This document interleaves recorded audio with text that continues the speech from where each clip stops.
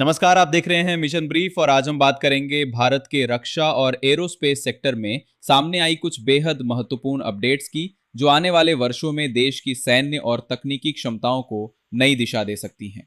सबसे पहले बात करते हैं अंतरिक्ष क्षेत्र की, जहां बेंगलुरु की स्पेस कंपनी बेलाट्रिक्स एरोस्पेस एक ऐसे प्रोजेक्ट पर काम कर रही है जो भारत की अर्थ ऑब्जर्वेशन क्षमता को पूरी तरह बदल सकता है।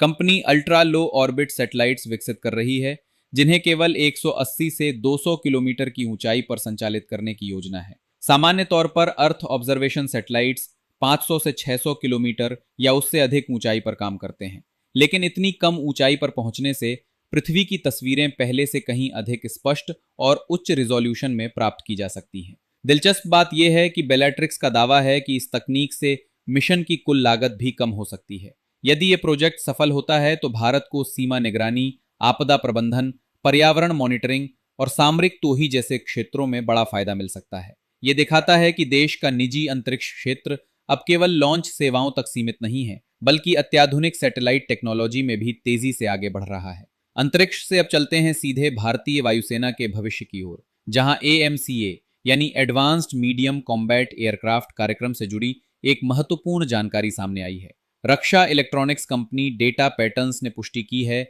कि वो LCA मार्क 2 कार्यक्रम से विकसित कुछ महत्वपूर्ण तकनीकों का उपयोग AMCA के लिए उन्नत ग्लास कॉकपिट और मिशन सिस्टम्स तैयार करने में कर रही है। इसका मतलब है कि भारत केवल एक नया स्टेल्थ फाइटर नहीं बना रहा, बल्कि उसके अंदर इस्तेमाल होने वाली कई अत्याधुनिक इलेक्ट्रॉनिक प्रणालियां भी स्वदेशी रूप से विकसित की जा रही हैं। आधुनिक लड़ाकू विमानों में कॉकपिट सिर्फ उड़ान नियंत्रण का माध्यम नहीं होता, बल्कि वही पायलट का पूरा युद्ध क्षेत्र बन जाता है। Sensor data, threat information, mission planning और टारगेट ट्रैकिंग जैसी महत्वपूर्ण जानकारियां एकीकृत रूप से पायलट के सामने प्रस्तुत की जाती हैं। यदि डेटा पैटर्न्स जैसी भारतीय कंपनियां इस क्षेत्र में सफल होती हैं, तो AMCA कार्यक्रम को तकनीकी आत्मनिर्भरता के मामले में एक बड़ा बढ़ावा मिलेगा। और जब हम भारतीय वायुसेना की बात कर रहे हैं, तो एक और बड़ी खबर सामने आई है। भारत और फ्रांस के बीच 114 अतिरिक्त राफेल लड़ाकू विमानों की संभावित खरीद को लेकर बातचीत आगे बढ़ती दिखाई दे रही है। यदि ये सौदा अंतिम रूप लेता है, तो भारतीय वायुसेना की राफेल फ्लीट वर्तमान संख्या से कहीं अधिक मजबूत हो जाएगी। इससे वायुसेना की कॉम्बैट रेडीनेस बढ़ेगी और स्क्वाड्रन की कमी को पूरा करने में मदद मिलेगी। रिपोर्ट्स के अनुसार इस प्रस्ताव में मेक इन इंडिया और तकनीकी सहयोग के पहलुओं पर भी विशेष ध्यान दिया जा रहा है। आने वाले वर्षों में यदि ये परियोजना आगे बढ़ती है, तो भारत दुनिया के सबसे बड़े राफेल ऑपरेटर्स में शामिल हो सकता है। लेकिन भारत केवल मौजूदा पीढ़ी के लड़ाकू विमानों तक सीमित नहीं रहना चाहता।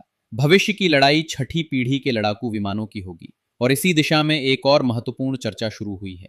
रिपोर्ट्स के अनुसार भारत ने यूरोप और जापान के GCAP कार्यक्रम तथा ब्रिटेन, इटली और जापान से जुड़े फ्यूचर कॉम्बैट एयर सिस्टम यानी FCAS जैसे छठी पीढ़ी के फाइटर प्रोग्राम्स का प्रारंभिक अध्ययन शुरू किया है। अभी कोई अंतिम निर्णय नहीं लिया गया है, लेकिन यह स्पष्ट संकेत है कि भारत आने वाले दशकों की हवाई युद्ध क्षमता को लेकर गंभीरता से विचार कर रहा है।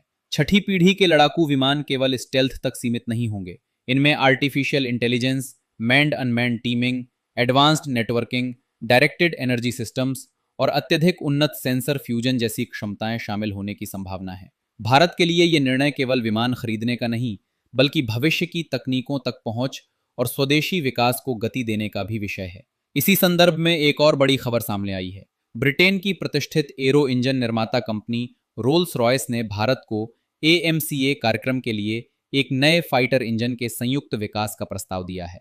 रिपोर्ट्स के अनुसार company full intellectual property rights यानी पूर्ण तकनीकी अधिकार साझा करने और भारत में सह विकास मॉडल पर काम करने की इच्छा जता रही है। प्रस्तावित इंजन को भविष्य के AMCA प्लेटफॉर्म के लिए विकसित किया जा सकता है। यही है आज का मिशन ब्रीफ। अगर आपको ये वीडियो पसंद आया हो तो लाइक जरूर करें। कमेंट्स में बताएं कि आपको कौन सा अपडेट सबसे ज्यादा महत्वपूर्ण लगा, और ऐसे ही डिफेंस अपडेट्स के लिए चैनल को सब्सक्राइब करना बिल्कुल ना भूलें। जय हिंद।